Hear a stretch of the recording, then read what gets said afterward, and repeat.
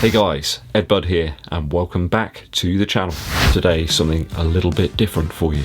Something to break the monotony of all those new shoe releases. Recently, as part of the Air Max Day in March 2021, Nike released a shoe on the sneakers app that I was very interested in. I've always had a little bit of an obsession with Nike AirPods. Any shoe that utilises the see-through or visible AirPod, and I'm in there. So, behold the Nike Air Max pre-day. I couldn't help but pick this one up, knowing that there's a tiny little reference to Steve Prefontaine. Let's take a deeper dive into the Nike Air Max pre-day.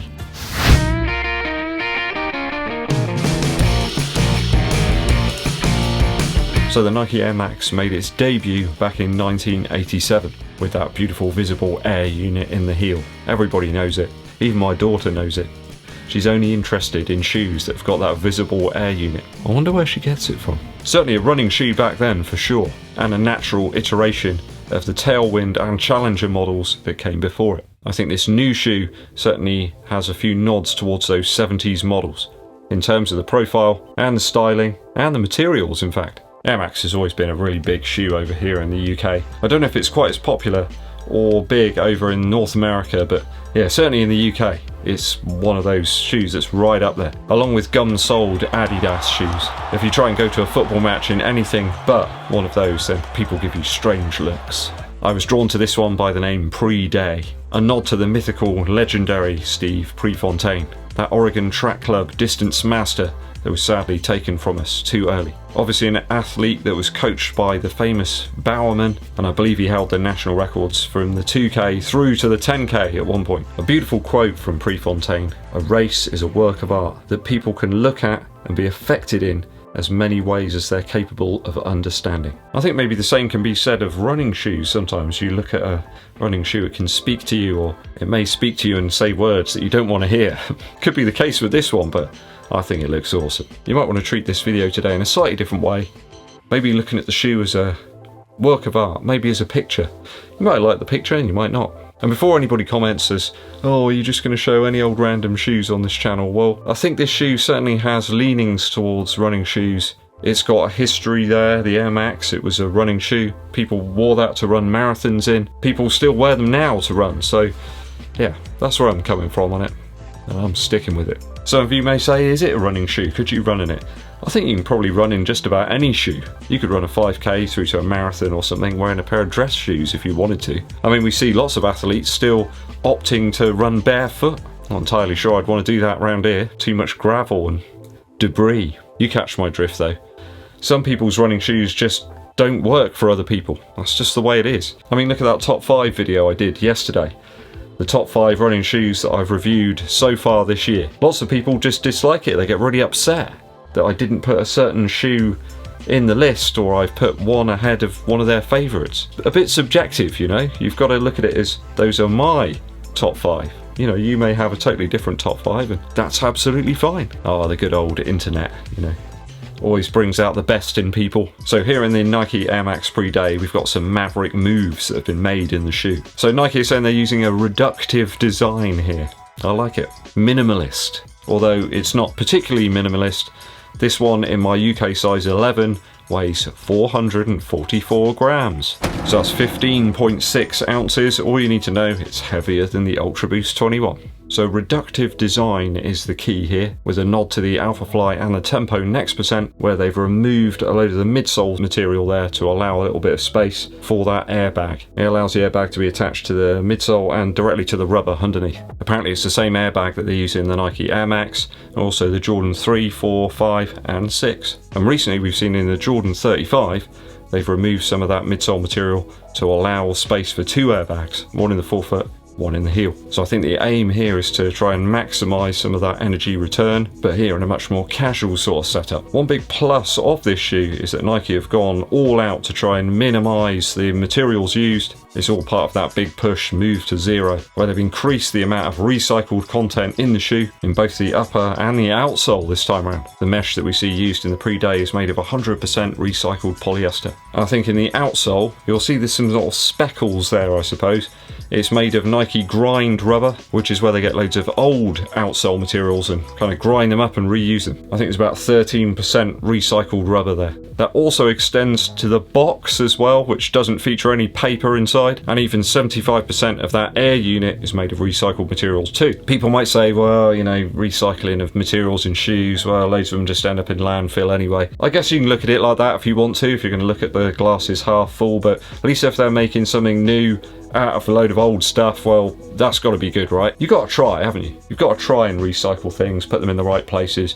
If everybody does a little bit, then maybe it will help. Certainly the AirPod inclusion in some of Nike's recent shoes has been quite a divisive one. Some people really enjoy their presence, other people just can't get on with them. I produced some superb times using the Tempo Next Percent.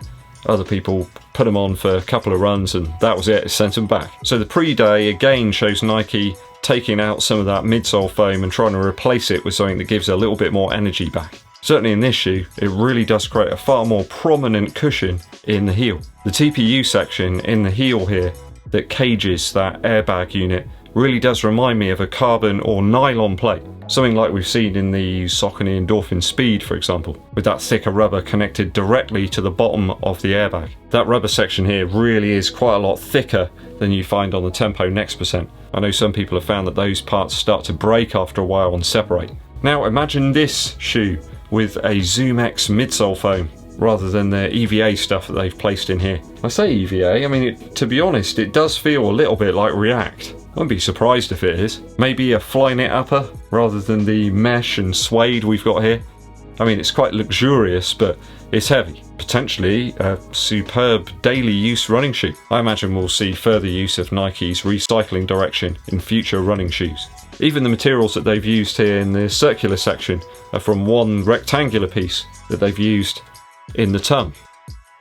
I do like the use of the old school logo there at the top of the tongue as well, and at the back in the heel. All this talk of recycling's got me thinking about that old TV show from the 70s, The Good Life. That awesome waste not, want not vibe. I'd really love that show, but I don't think I could ever star in it. I've just got too many shoes. It's cool to see the continued use of those waffle type lugs on the outsole here of the Air Max Pre-Day. I do wish for a waffle outsole version of the Tempo Next Percent, or the Vaporfly Next Percent too.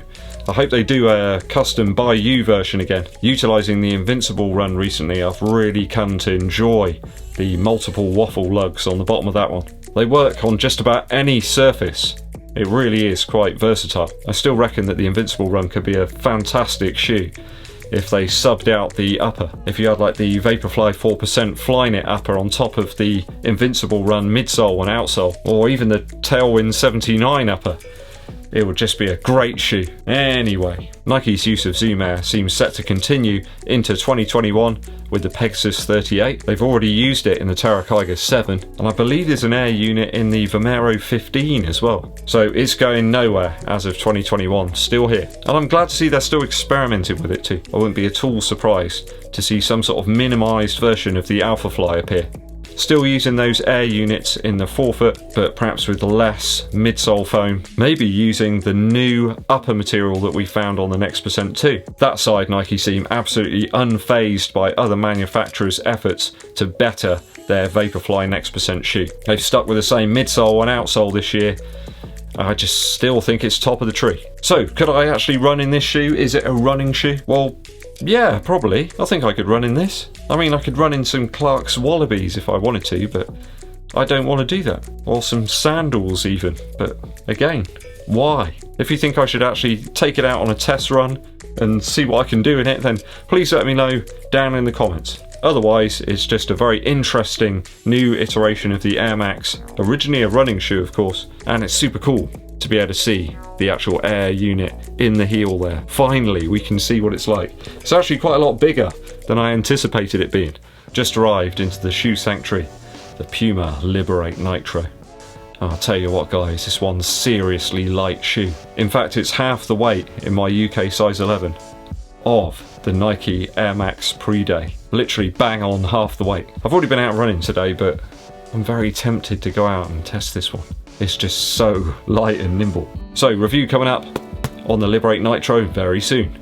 A musical interlude for you today, related to my hometown of Yeovil. Incidentally, you playing green and white, the same as the Air Max Pre-Day. The band in question is the Chesterfields, a compilation entitled Electric Guitars in Their Hearts. If you like your 80s pop, jangly with guitars, then you'll like this. One of my personal favourites from the Chesterfields will always be Love Mounted. Beautiful chiming, clean guitar sounds on this one, and all of the Chesterfields tracks have absolutely superb bass, always backing up the melodies of the tune, doing their own thing, but always there backing things rather than trying to overtake. The track Nose Out of Joint is just ridiculously catchy. Everything from the intro riff that just slowly builds up, and then it goes into this wonderful chord progression.